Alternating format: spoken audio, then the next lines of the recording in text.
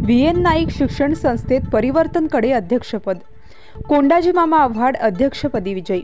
क्रांतीवीर वसंतराव नारायणराव नाईक शिक्षण संस्था कार्यकारी मंडळ पंचवार्षिक निवडणूक झाली। दिनांक 28 जुलै रोजी मखमलाबाद रोडवरील भावबंधन मंगल कार्यालयात मतमोजणी झाली असता यात कोंडाजी मामा आव्हाड आणि माजी आमदार बाळासाहेब सानप यांच्या परिवर्तन पॅनलच्या 6 उमेदवारांना विजय मिळाला। संस्थेच्या महत्त्वाच्या आणि प्रतिष्ठेच्या जागेवर अर्थात अध्यक्षपदावर परिवर्तन पॅनलचे कोंडाजी मामा आव्हाड यांचा दणदणीत विजय झाला। सभासदांनी तब्बल 6 वेळा संस्थेचे काम करण्याची संधी दिली असून संस्थेला येत्या 5 वर्षात प्रगतीपथावर नेण्यासाठी प्रयत्न करणारा सोन medical college, ladies hostel, law college यासह अनेक भरीव कामे करण्याचा मानस कोंडाजी मामा आव्हाड यांनी व्यक्त केला। बघितलं की काल जे इलेक्शन झालं, मी परिवर्तन पॅनल उभा केलेला होता आणि 4 पॅनल उभे होते। त्यामध्ये 4ही पॅनलमध्ये अतिशय चुरशीची लढत त्या ठिकाणी होती। त्यातल्या त्या 3 पॅनलमध्ये बऱ्यापैकी चोरस होती, परंतु त्या ठिकाणी माझ्या पॅनलचे मी स्वतः अध्यक्षपदाला, त्याच्यानंतर उदय घुगे हे उपाध्यक्षपदाला निवडून आलेले, बाकीचे आमचे काही ट्रस्टी, बाकीचे संचालक असे आमचे 6 लोक निवडून आलेले। या ठिकाणी दुर्दैव वाईट एक वाटतं की सरचिटणीस पदाचे उमेदवार माजी आमदार, माजी महापौर, माजी उपमहापौर ते बाळासाहेब सानप जे आहे त्यांचा अतिशय निसटता पराजय त्या ठिकाणी झालेला आहे।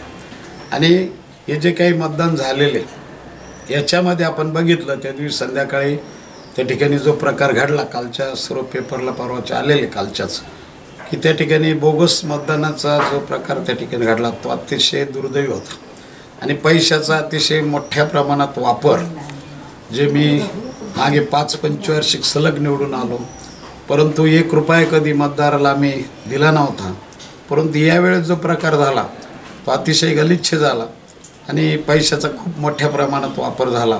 त्याच्यामुळं माझ्या पॅनलचे काही बरीच मंडळी त्या ठिकाणी पडली, परंतु काय हरकत नाही। मी अध्यक्षपदाला आणि उपाध्यक्षपद हे 2 महत्त्वाची पदं आमच्याकडे आलेली, त्याच्यामुळं मला काही कामकाज करायला काही अडचण नाही आहे।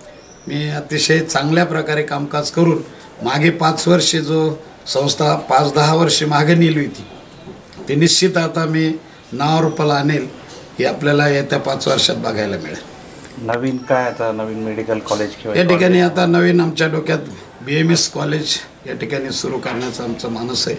त्याचप्रमाणे एखादं हॉस्पिटल त्याला जोडून ते पण सुरू करायचं आहे। या ठिकाणी महिलांसाठी, मुलींसाठी एक हॉस्टेल सुंदर असं या ठिकाणी आम्हाला चालू करायचं आणि पॅरामेडिकलचे अनेक कोर्सेस या ठिकाणी आम्हाला आणायचे।